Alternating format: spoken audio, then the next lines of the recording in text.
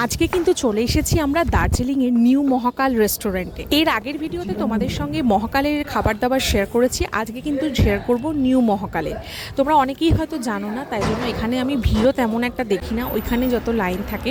তো চলো সবার ফার্স্টে থালিতে কী কী ছিল সেগুলো তোমাদের সঙ্গে দেখিয়ে দিলাম। এখানে কিন্তু পায়েস ছিল, যেটা সিমুইয়ের পায়েস, আর সবজিও কিন্তু ছিল দু রকমের, একটা আলু ভেন্ডির তরকারি সর্ষে দিয়ে, আর একটা মিক্সড ভেজিটেবল, আর সঙ্গে কিন্তু বেগুনিও ছিল। আমাকে ডাল দিইনি থালিতে, বাট ওর থালিতে কিন্তু ডাল ছিল।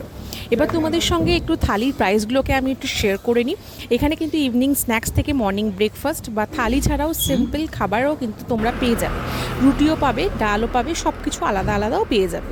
তো ফার্স্টে যেটা আমরা ট্রাই করবো এরকম মিক্সড ভেজিটেবল দিয়ে, যেটা কিন্তু কড়াইশুঁটি দিয়েছিল আর সমস্ত রকম সবজি দিয়েছিল, যেটার স্বাদ কিন্তু ভীষণ সুন্দর ছিল। মহাকালের খাবার দাবারের কিন্তু কোয়ালিটি এ ক্লাস।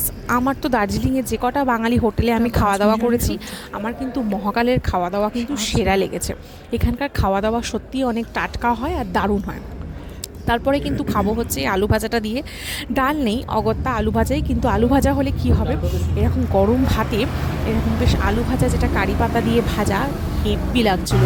আলু ভাজা কিন্তু ডাল ছাড়াও গরম ভাত দিয়ে এমনি এমনিই খাওয়া যায়, দারুণ লাগলো। যাই হোক, তারপরে আমরা যেটা খাবো সেটা হচ্ছে এরকম ভেন্ডি পোস্ত, যেটা কিন্তু আলু দিয়ে করেছিল। বাটিটা ছোট হলে কি হবে, বাটির মধ্যে সবজির কোয়ান্টিটিটা দেখো কতটা কোয়ান্টিটি। এদের যে থালিতে যে যে সবজিগুলো দেয়, তোমরা যদি দুজনে শেয়ার করে খাও তাতেও কিন্তু এনাফ, আমার তো যা মনে হয়। বেগুনি দিয়েছে, দেখো 3খানা বেগুনি দিয়েছে, একটা মানুষের 3টে বেগুনি। যাই হোক, সত্যি বলতে এনাদের সবজির কোয়ালিটি কোয়ান্টিটি দুটোই কিন্তু ভীষণ ভালো। আমি তো বারবারই বলি আর এখনও সাজেস্ট করব, দার্জিলিংয়ে এলে কিন্তু মহাকালের থেকে বাঙালি থালি খেলে কিন্তু তোমরা কখনোই ঠকবে না, আর একদম দারুণ খাবার পাবে। ও নিয়ে নিয়েছিল মাটন আর আমি নিয়ে নিয়েছিলাম চিকেন। ও কিন্তু মাটনটা দিয়ে খাচ্ছে, আর ওর কিন্তু মাটনের স্বাদটা বেশ ভালোই লেগেছে। আমি সব জায়গায় গেলে, খুব একটা বাইরে গেলে মাটনটা একটু কম প্রেফার করি, চিকেনটাই প্রেফার করি। চিকেনের কালারটা দেখে কিন্তু মনে হচ্ছিলো চিকেনটা সেরা হবে। যাই হোক, খেয়েও দেখা যাক আর তোমাদেরকেও শেয়ার করব।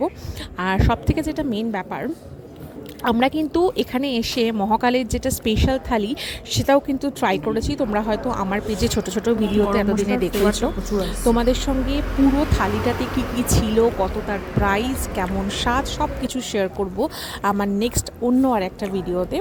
আর তোমরাও কমেন্ট করে জানাবে তোমরা কারা কারা সেই থালিটা খেয়েছো, সেটা কিন্তু দারুণ ছিল। যাই হোক, মাংসটাও কিন্তু বেশ ভালো হয়েছিল। আর আমার যেটা মনে হলো, মাংসতে একটু গরম মশলাটা হয়তো একটু বেশি হয়ে গেছিলো।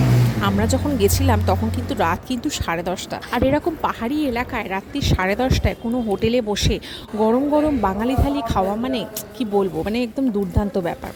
শেষে কিন্তু ছিল এরকম একটা টমেটোর চাটনি, যেটাও খুব সুন্দর ছিল, আর এটা কিন্তু ছিল সিমুইয়ের পায়েস, যেটা কিন্তু বেশ ভালো, বেশ ঘন ছিল, আর খুব সুন্দর স্বাদও হয়েছিল। যাই হোক, তোমাদের সঙ্গে রেস্টুরেন্টের বাইরেটা আর একবার শেয়ার করে দিলাম। এটা কিন্তু ম্যাল রোডের থেকে একটু ওয়াকিং ডিস্টেন্সটা বেশি, একটু ওপরের দিকে।